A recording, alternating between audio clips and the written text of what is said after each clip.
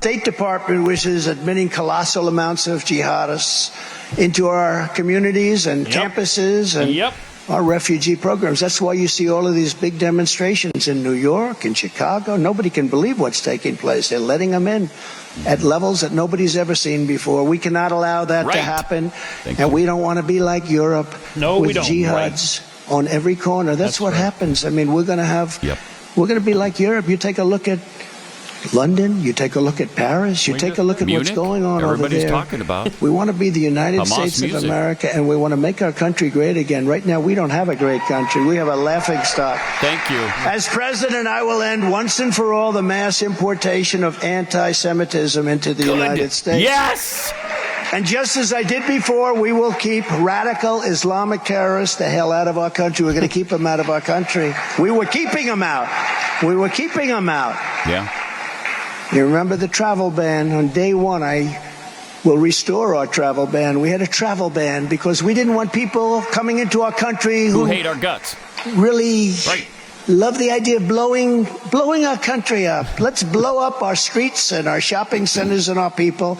So I instituted what we call the Trump travel ban, and it was an amazing success.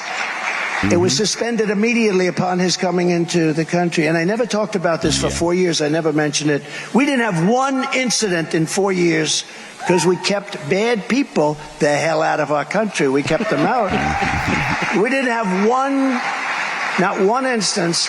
I didn't want to say it during the 4 years because I didn't want to walk out of the speech and have something happen, right? I'll also be implementing strong ideological screenings for all immigrants coming in. If you hate America, if you want to abolish Israel, if you sympathize with jihadists, then we don't want you in our country, and you're not going to be getting into our country. Right. Jeez. Last month, the month of October, 100 Syrians and 50 Iranians crossed the U.S. border with Mexico. 150 from Syria and Iran in 1 month. Are they all just looking for a better life here? I'm sure. I'm sure of it. And those are just the ones that we encountered. Yeah. Yeah. Who knows? The number could be double or triple that. I could be 10 times that number. I don't know. But do you think they're all loving, respectable, wonderful people? Why'd they sneak in through the southern border then from Syria and Iran? How do you do that? You don't want any sort of documentation on you when you do that. Because otherwise, what do? You fly into JFK from Syria or Iran, right? You probably get a connecting flight in London, and then you come to New York, and that's where you begin your American experience. You don't begin it by flying into Mexico and then sneaking across our border if you have good intent. It doesn't make any sense. So, it would be nice when there is somebody who understands the problem.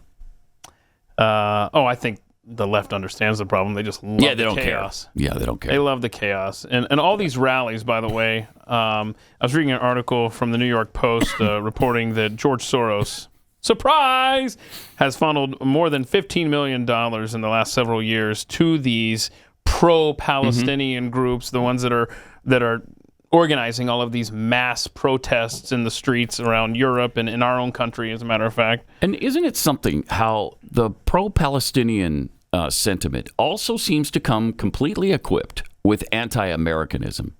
Why and how does that happen? Why? Yeah, but don't call out people like George Soros for funding this kind of hate. Yeah, don't. Because then you're somehow in some twisted way anti-Semite. You're the anti-Semite. Yeah. It's right. It doesn't make any sense. So Trump said he didn't want us to become like Europe, right? Right. And a little late. And like you alluded to, here's Washington, D.C. over the weekend. This was a fun time. Oh, look at that. Isn't that... Look at that. Isn't that wonderful? It's one of the more tamer protests. Well... it didn't stay that way, but I mean, it was for. It didn't stay that way. Well, I mean, I don't know if this is the video or not, where like this guy, they're following this guy. He goes over to these guys who are standing out there. I don't know what the guys were yelling, but of course we had to have police step in between Mr. Palestinian and D.C. residents. My gosh. But remember now, the Obama administration, Wow. what did they do time after time after time was fly people around the country to different American cities under cover of darkness from hostile nations. Right. And what are you, not welcoming? And now when it's time to let our voices be heard for the, we just want a ceasefire is all. That's all we're wanting.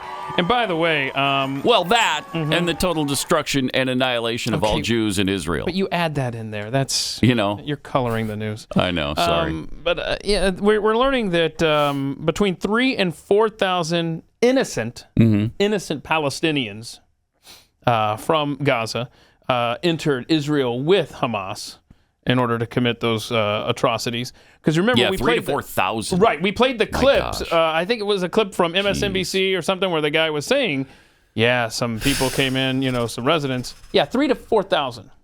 Yeah, but some people, came in. They just want a ceasefire. So because Israel is committing the war crimes. That's right. Indiscriminately bombarding the Palestinian territories. All of Gaza has been reduced to rubble. They've been bombed back to the Stone Age. No, they started in the Stone Age.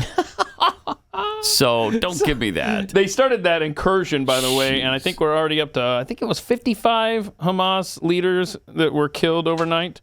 So that's a positive development. Yeah. Good. Let's see. Oh, you want to see San Francisco over the weekend? Yeah. San Francisco. Probably don't, actually, but look at this. How many of those individuals are standing in piles of human excrement? Almost all of them. So there we go. So now That's our cities a lot of people. Sure That is, a Pat. lot of people. Sure is. You saw the... I'll bet if you tried to put together a pro-America rally in San Francisco, you'd have like 10 people show up. But for this, you got a massive crowd. Shall we continue our anti-Semitic... I'm sorry, our ceasefire? You mean the pro-Palestinian ceasefire tour. Yeah, let's go to the What Brooklyn... New York look like? Brooklyn Bridge, yeah. Oh, my. They shut it down. Jeez. So that was neat. Look at that. Wow. The Brooklyn Bridge with an illegal gathering there. Incredible. Now, we had college football over the weekend, and Cal played. This is before the game. They wouldn't let the game start on time. You might recognize Cal being in Berkeley, Oh, California. I've heard of that place. Huh. Yeah, we're just going to wait while... Is that the Cal quarterback? He looks like he's a little irritated. Like, okay, look, can we play some football here? And there's Caleb Williams. There's your number one pick overall. They nearly lost to Cal. By the way, Cal sucks this year, and USC barely handled them. Let's see. What was happening in Chicago, Pat? What, fun stuff? Pro-Israeli? Stuff. It's peaceful. Yeah. It's just peaceful. Yeah, that's nice. I love this. That's nice. Ooh, they're beating people with their flags, with their Palestinian flags. Oh, that's nice. That's good. Wow. If these were Trumpers, this would be called an insurrection. You got that right. I mean, until you see that truck pull up that says Chicago on the side, you think, wow, what third world nation is this fight happening in? Yeah, it's a third world nation of Chicago, Illinois. Jeez. But again, they're just wanting They just want a ceasefire. They just want peace restored. They're peaceful people who love peace. And you talked about it earlier in the show, how, you stand up for Israel and all of a sudden, like you're the bad guy, or Israel's the bad guy for defending themselves. I thought Yair Rosenberg, this was succinct and to the point.